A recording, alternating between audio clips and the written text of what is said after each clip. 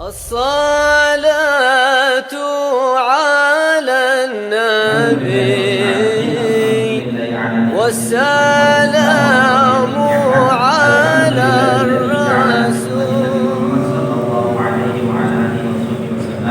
أشهد أن لا إله إلا الله وحده لا شريك له وأشهد أن سيدنا محمدا عبده ورسوله لا نبي بعده. اللهم صل وسلم وبارك على سيدنا وحبيبنا وقرة أعيننا سيدنا مولانا محمد وعلى آله وصحبه ومن تبع سنته واهتدى بهداه. Amma ba'd, alhamdulillahirabbil alamin.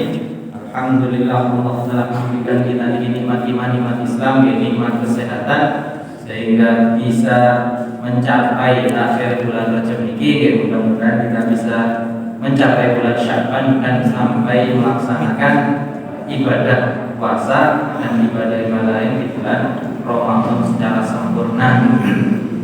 Alhamdulillah ala dzalik. Bismillahirrahmanirrahim. Sama lagi kita membahas tentang rukun hadis, tentang fadilah la ilaha illallah, masih tentang fadilah la ilaha illallah. Ini ada pernyataan dari musannaf, qala atu zakat abdanikum bi qauli la ilaha illallah. Beliau menyatakan atu, bayarlah zakat kalian dengan ucapan, dengan ungkapan la ilaha illallah. Niki coro hadis belum kami, bukan asalnya riwayatnya, tapi yang dimaksud ini adalah atu zakat abdanikum, karena namanya zakat memang sebagai pembersih. Sedangkan pembersih dari dosa-dosa kita salah satunya ataupun yang paling utama itu adalah ucapan la ilaha illallah. Karena la ilaha illallah ini bisa menyelamatkan kita dari siksa Allah Subhanahu wa taala, sebagaimana dalam hadis yang sahih Rasulullah ini menyatakan jaddidu imanakum, perbauruilah, dikatakan oleh Imam Ahmad dari sahabat Abi Hurairah, jaddidu imanakum. Oleh Rasul diperintah sahabat ini jadi perbaikilah, perbaikilah iman kalian semua.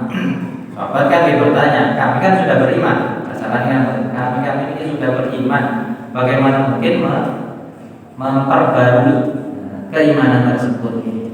Sahabat bertanya, kaifa nujaddidu imanana ya Rasulullah, bagaimana kami ini memperbarui iman kami? Rasul mengatakan fa'firu min qawli la ilaha illallah, perbanyaklah ucapan la ilaha illallah. Dalam riwayat yang lain kan la ilaha illallah ini sebagai kunci ataupun jalan masuk kita menuju surga. Seperti hadis innallaha qad harrama 'alan nar man qala la ilaha illallah yabtaghi bidzalika wajha Allah. Allah mengharamkan seseorang masuk neraka siapapun yang mengucapkan la ilaha illallah. Tapi ucapan la ilaha illallah ini ada qayyidnya, ada positif yang tadi bidzalika wajha Allah. Orang tersebut ketika mengucapkan la ilaha illallah, mengucapkan keimanan, jadi mencari ridho Allah. Secara otomatis seperti dalam kajian tauhid yang kemarin, lafaz la ilaha illallah ini sudah mencakup segala keimanan kita kepada Allah, segala keimanan kita terhadap sifat-sifat wajib Allah ataupun sifat-sifat mustahil bagi Allah dan juga sifat jaiz bagi Allah. Otomatis siapapun yang mengaku ataupun berikrar dengan sifat-sifat Allah tersebut, yakin otomatis kan tidak mungkin dia akan masuk neraka. Otomatis ketika kita beriman, kita pasti melaksanakan apa yang diperintahkan Allah dan menjauhi apa yang dilarang. La ilaha illallah sendiri ini punya kelebihan juga. Siapapun yang mengucap dianya ada la ilaha illallah, niku pasti masuk surga. Meskipun mereka ini pada awalnya mesti harus terkena hukuman terlebih dahulu. Ada orang meminum khamr, misal, ada orang ini berani kepada orang tua, ada orang ini penggaweannya senengane goro, senengane nipu orang, tapi dia tetap ikut la ilaha illallah. dia di dunia sudah mengambil resiko di akhirat. Dia di dunia mengetahui la ilaha illallah ini harus dilakukan dengan sepenuh hati, tapi kenyataan di dunia dia melanggar apa yang jelas dilarang oleh Allah. Oke, wonten kan dia sudah mengambil resiko di akhirat pasti ada hukumannya. Itu pasti hukumannya gitu. Otomatis kan masuk ke neraka. Ya dari riwayat dari Imam Ibn Abi Dunya, Imam Baihaqi dari sahabat Abu Hurairah ini menceritakan tentang besarnya faedah la ilaha illallah. Hadza malakul maut rajulan yamutu fasyaqqa a'malahu falam yajid amalan khairan. Ada malaikat mati ini menghadiri seseorang yang mati, kemudian dibelah, maksudnya dicari di badannya ini tidak ada amal kebaikan sama sekali. Tangannya mungkin nanti dikai kebaikan, kepalanya tidak pernah digunakan kebaikan, dan semua anggota badannya tidak digunakan kebaikan. Masyaallah kalau kemudian diteliti di hatinya tidak ada kebaikan juga. Faqaqalah yayi wa jatawa alisani rasukan bihanati yaqulu la ilaha illallah wa yuqralahu bi kalimatin ikhlas. Kemudian malaikat tadi ini melihat ada di antara juaranya, melihat lesannya, lidahnya di menempel ke langit-langit mulut, seraya dia mengucapkan la ilaha illallah. Dia mengucapkan la ilaha illallah dengan lesannya, dengan ikhlas tadi, maka dia diampuni. Seperti hadis yang masyhur juga sering kita dengar, man kana akhiru kalami la ilaha illallah dakhala jannah. Siapapun yang akhir kalimatnya la ilaha illallah pasti masuk surga. Bagaimana cara kita bisa mendapatkan akhir mengucapkan la ilaha illallah ataupun yang senada dengan la ilaha illallah? Dengan cara kita terbiasa mengucapkan hal-hal tersebut. Contoh dengan kita kan tahu sendiri, tidur niku akhul maut. Tidur niku adalah saudara kematian, dulure mati. Umumnya kadang-kadang kan ada orang ini penggaweane ngelidur ataupun berbicara ketika tertidur. Berbicaranya ini kadang-kadang karena kebiasaan ketika sebelum tidur, ataupun ketika meskipun tidak berbicara kadang dia bermimpi. Mimpi ini ada hubungan dengan apa yang dia pikirkan sebelum tertidur. Seperti semacam itu, betul la ilaha illallah ataupun apapun amal kita ini akan berpengaruh ketika akhir hidup kita.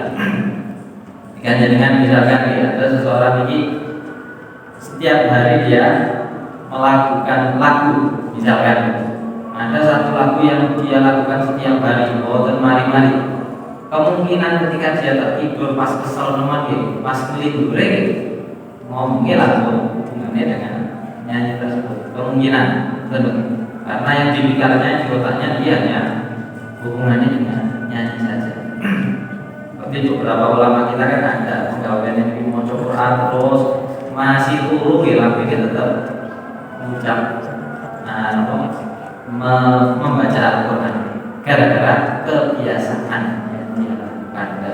Seperti hal tersebut man kana akhir kalami la ilaha illallah, kalau kita bikin semacam ini kita isi kebaikan ataupun hidup kita dengan apa-apa yang baik, utamanya lafaz la ilaha illallah.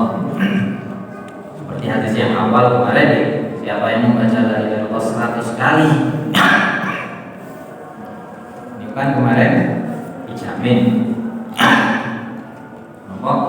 oleh Allah di hari kiamat, wajhu kalau kemar lain wajahnya seperti mata dan seperti bulan ketika waktu bulan purnama. Setiap hari 100 kali. Kita nyicil kan bisa kan mau antum sholat 20 kali. Kalau sehari sudah mencapai 100 kali. Seandainya kita cicil 20 seterusnya. Itu senada dengan ucapan tadi, adu zakat dan itu biqauli la ilaha illallah. Bayarlah zakat badan kalian dengan ucapan la ilaha illallah. Dengan cara tersebut Wa qala sallallahu alaihi wasallam man abdin yaqulu la ilaha illallah Muhammadur Rasulullah illa qadallahu sadaqa abdi anallahu la ilaha illa ana ushidukum ya malaikati anni qad ghafartu lahu ma taqaddama min dhanbihi wa ma ta'akhkhar. Tidaklah seorang hamba ini mengucapkan la ilaha illallah Muhammadur Rasulullah kecuali Allah akan mengatakan sadaqa abdi, Allah berfirman sadaqa benar hamba tadi, benar ucapan dia la ilaha illallah. Ana Allahu la ilaha illa ana. Iki dawuhe Allah, ana aku adalah Allah la ilaha illa ana. Tidak ada Tuhan yang berat disembah dalam alam ini, dalam wujud ini kecuali Allah, kecuali ana tadi. Usyidukum ya malaikati, aku menyaksikan kepada kalian wahai malaikatku, anni qad ghafartu lakum ma taqaddama min dhanbi wa ma ta'akhkhar. Aku sudah mengampuni bagi orang yang mengucapkan la ilaha illallah Muhammadur Rasulullah apa-apa yang sudah lewat dari dosanya dan apa-apa yang akan akhir dari dosanya. Kita ketahui sendiri niki dari sisi ungkapan, dari sisi lafaz ini menunjukkan la ilaha illallah bisa menghilangkan, menghapus dosa yang sudah lewat. Kalau kita lihat teks lain, yang dimaksud orang-orang yang sebelumnya adalah orang yang bukan Islam. Ada orang sebelum Islam, misal senane berbuat kejahatan ini pol-polan pun kejahatan yang tidak bisa dibayangkan. Cara dihukum mungkin saged setiap kejahatan yang dilakukan seandainya dihukum mungkin cara hukuman saged 100 tahun saged dipateni ping 100 seandainya. Tapi ketika dia ingin mengucapkan la ilaha illallah pun berhenti, dia tidak ada dosa sama sekali, tidak ada tanggungan yang dia tanggung. Contoh Rasulullah ini kan sangat sayang kepada pamani Sayyidina Hamzah, kan? Tapi ketika terjadi peperangan, Sayyidina Hamzah ini dibunuhnya bukan dibunuh biasa. Istilah ini mustilah, dimutilasi, dibedah badannya, diambil jantungnya. Sing membunuh sing jenenge Wahsy. Sing mendedah ataupun membedah jantung ini bagian organ dalamnya ini kan namanya Hindun.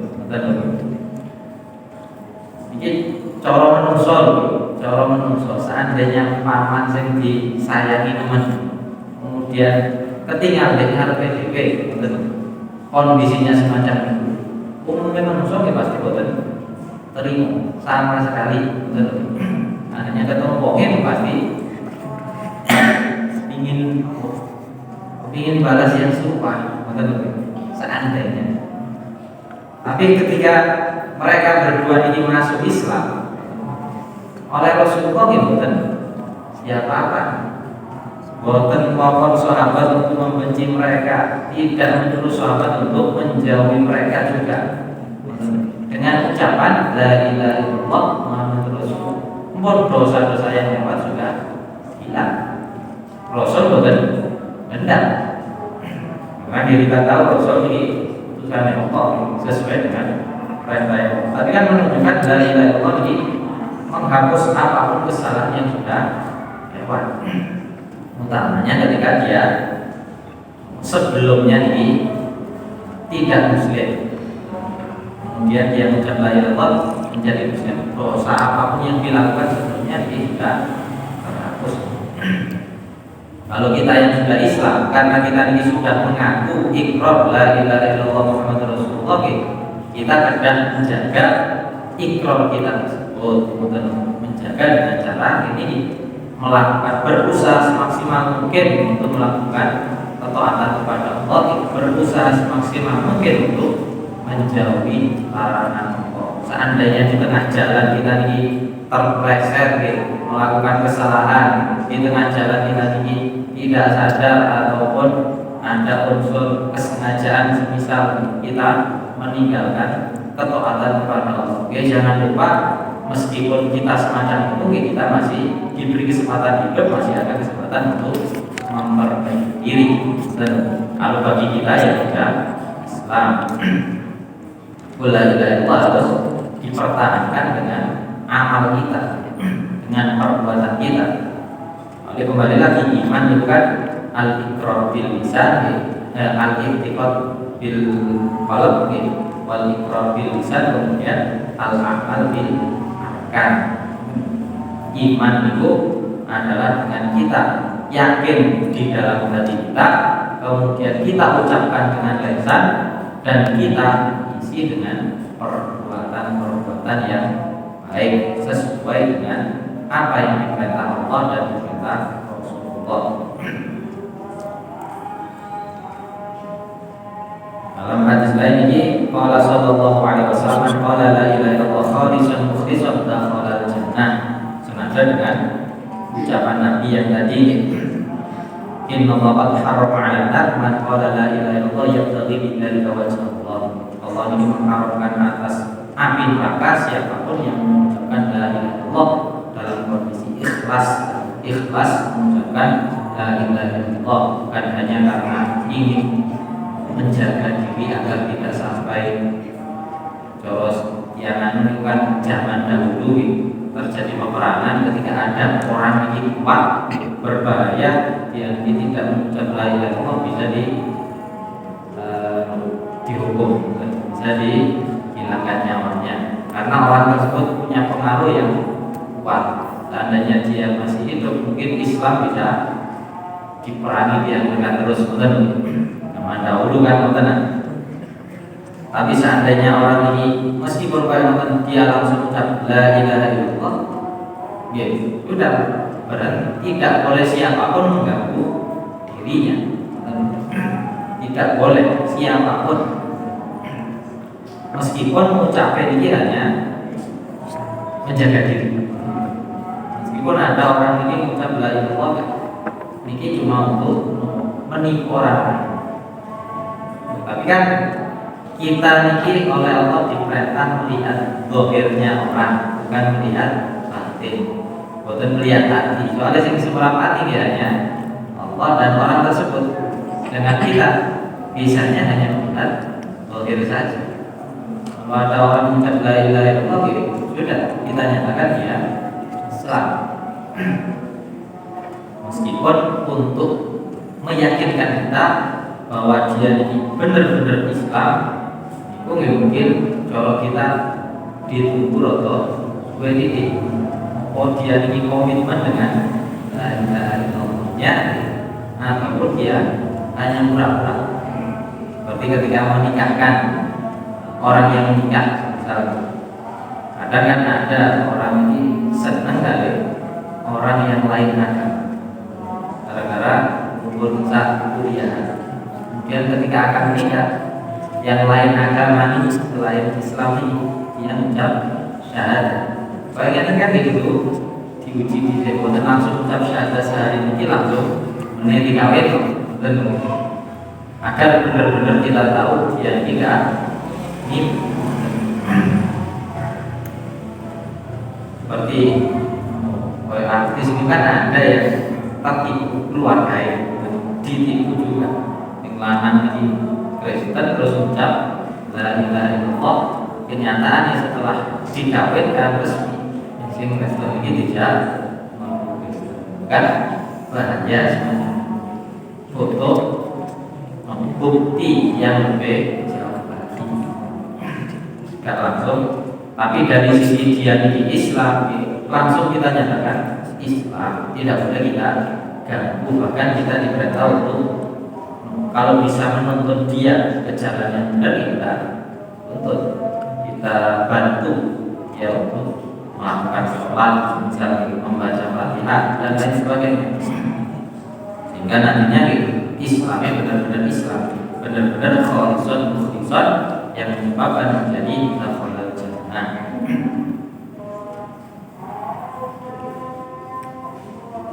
Yang ada ini juga man kana awwalu kalami la ilaha illallah wa akhiru kalami la ilaha illallah wa amila al-wasiyatin in asha al-fasanatin la yas'alu an dzambin wahidin. Siapa yang awal kalimatnya la ilaha illallah, akhir kalamnya ketika meninggal la ilaha illallah, tapi dalam hidupnya dia banyak melakukan kesalahan, banyak melakukan kejelekan, la yus'alu, Allah tidak akan menanyainya anda dari satu dosa. Ya, ada juga riwayat man qala la ilaha illallah, intinya siapa yang mengucapkan la ilaha illallah akan aman meskipun dia banyak melakukan dosa. Tapi ini dikhawatirkan juga tidak serta-merta orang yang la ilaha illallah akan. Ini maksudnya aman, ini pada akhirnya dia akan aman. Atau seandainya ini memang semacam ini awalnya la ilaha illallah, di pertengahan jalan dia ini melakukan salah dan dosa, tapi dia ingat, kemudian dia tobat yang nasuha, sehingga tobat ini menyampaikan dia jadi orang yang ahli jannah. Jangan kita nanti wis tak bodoh la ilaha illallah, masih ka sholat, masih ka apa pasti nunggu. Oke, ini ngimpi, ngoten itu mungkin kenyataan. Setiap hadis ini pasti ada hubungan dengan hadis lain, tidak mungkin saling bertentangan. Kalau kita cuma melihat satu hadis saja, bisa-bisa keyakinan kita ataupun pendapat kita, prasangka kita ini yang keliru. Kalau hanya melihat satu hadis, karena hadis pun ada derajatnya, ada derajat yang sahih, ada hasan, ada dhaif. Bahkan ada yang mauquf dan palsu, bukan asli dari daunnya Rasulullah.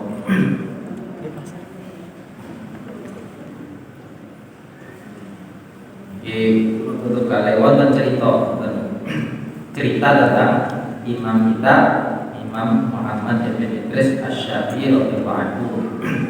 Jadi pada suatu saat beliau ini melihat ada orang Nasrani. Maksudnya dulunya ini Nasrani. Dulunya Nasrani, Imam Syafi'i ini tahu, tapi ketika Imam Syafi'i ini melihat kok orang tersebut tawaf kan Baitullah. Jenenge yang tawaf pasti kan Muslim. Timbul pertanyaan.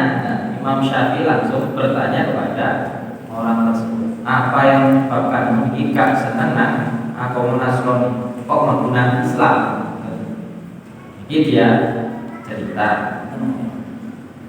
Pada suatu waktu dia ini menaiki perahu, kemudian karena perahu ini pecah, perahu ini rusak, dan dia ini terombang-ambing di lautan. Pada akhirnya oleh Allah diletakkan ataupun disampaikan pada suatu pulau. Tapi pulau tersebut ketoke, kelihatannya ini makmur, baik kata, sungai juga banyak, tawar. Kalau teman murid kan pasti masih bisa hidup. Tapi namanya pulau terpencil, gitu, otomatis kan membuat orang ini otobudi. Jangan-jangan banyak hewan buas, jangan banyak serigala, macan dan lain sebagainya. Ya, ini makan ketika siang, gitu. Kemudian ketika malam hari karena takut hewan buas tadi, dia ini tidur di atas pohon munggaran wet, yang pada akhirnya di tengah malam dia ini mendengar ada suara membaca tasbih. Pasti delok bukan menungso sing maca, tapi hewannya ada di laut. Ya, cara cerita mungkin bisa dikatakan kayak gak masuk akal. Soalnya hewannya bentuknya rada aneh. Bentuk hewannya tersebut ini, dia ini hewan tadi ini maca tasbih kepada Allah, dan dia ini mengucapkan la ilaha illallah al-ghaffar Muhammadur Rasulullah an-nabiyul mukhtar. Tapi ketika hewan ini kan ngelangi di laut, pas terdarat didelok kali dia ini hewannya kok wajahnya menungso, tapi bentuk kepalanya ini bukan bentuk kepala manusia. Bentuk kepalanya ini seperti kepala burung hutan, cuma wajahnya menungso. Burung hutan kan di daerah toko, terus wajahnya jero das kan bodol. Kemudian kaki-kakinya ini seperti unta, buntut koyo iwak, kan aneh, cara kan aneh. Tapi ini cerita Nasrani ini gara-gara terdampar yang nanti pada akhirnya masuk Islam. Islam.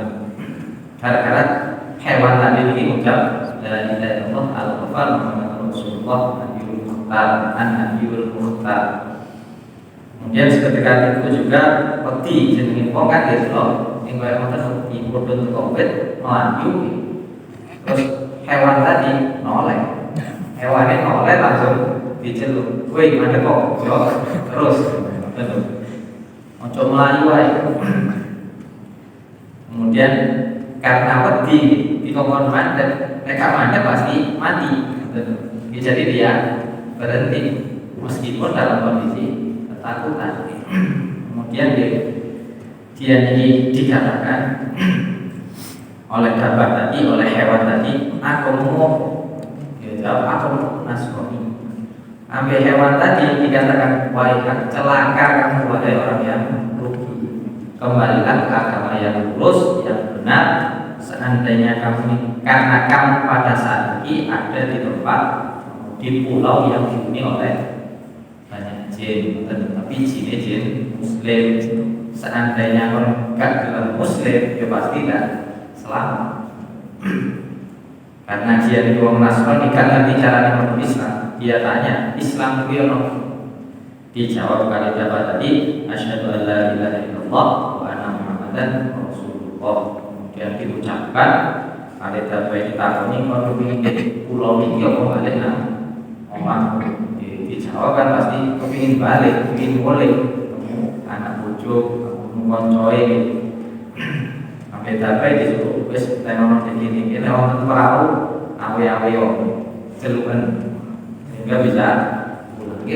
Kenyataan sahabat tadi masuk ke dalam ayat ada perahu yang lewat dan dia bisa pulang diambil. Tetap ada perahu ini isinya wong Nasrani juga.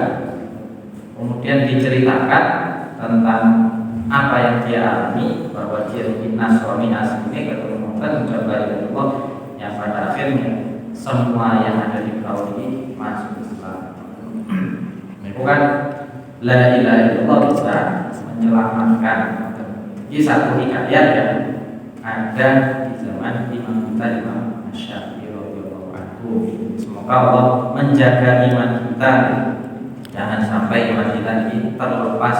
Semoga Allah memudahkan lisan kita mengucapkan la ilaha illallah setiap hari, khususnya ketika akan meninggal dunia, khususnya ketika akan menghadap Allah Subhanahu wa taala. Semoga kita selalu diberi rahmat dari Allah, kesehatan, keberkahan sehingga bisa memaksimalkan ibadah kita setiap hari, sehingga bisa dan pada nantinya bisa mencapai bulan Ramadan dalam kondisi yang prima, bisa beribadah dengan sempurna, semaksimal mungkin sesuai dengan kemampuan masing-masing kita. Bismillahirrahmanirrahim. Bismillahirrahmanirrahim. Alhamdulillahirabbil alamin. Allahumma shalli ala sayyidina Muhammad wa ala alihi wasallam.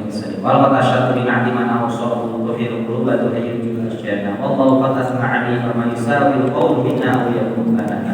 Lakin hubban fi sarairi qad ta'alima bihi sahbati rabbina wa hadana. Wa tamtazajna bil madani kunana fawaihi faqrina wa rabbana. Bil wahidi ba'adil ahidina ana mutawassina biman ilayhi ta'ala. Mustari wa habibi wa sahbihi sini la habana. Ya Rabbana ya Rabbana ya Rabbana bil Mustafa akhbarna ajib da'wana anta lana ya tukrona fi hadhihi dunya wa fi ukhra. Aslih lana al-ahwala wa qil dhanbana wa la tu'akhidh rabbi in akhtana wasluq bina fi najidara Mustafa thabit ala qadamil habibi tuqana. Arina bi fadli minka tal'at ahmadin fi bajarin ainu ridha ta'ana wa bihi fi kulli hadin rabbana wa hibalaman wadda wa man wabana wal muslimina wa man ajaba lindana wa tabi'uhu wa taliban awsana wal hadirina wa sa'in fi jamina ana baini yadayka anta tarana wa lam turjawna ka fa'arid sunnana wasma' bi fadlika ya sami'tu ana wansur bina sunnata taqabi qadil ardi wa mahmul man adana وانظر إلينا واسقنا كأسنا واشفي وعافي عاجلا مرضانا واقض لنا الحاجات واحسن خاتمنا عند الممات وأصلح حبنا يا رب واجمعنا وأحبابا لنا في دارك الفردوس يا رجلنا بالمصطفى صل عليه وآله ما حرقت به الصلاة والصلاة Subhana rabbika rabbil izzati amma yasifun wa salamun 'alal mursalin walhamdulillahi rabbil alamin. Al-Fatihah.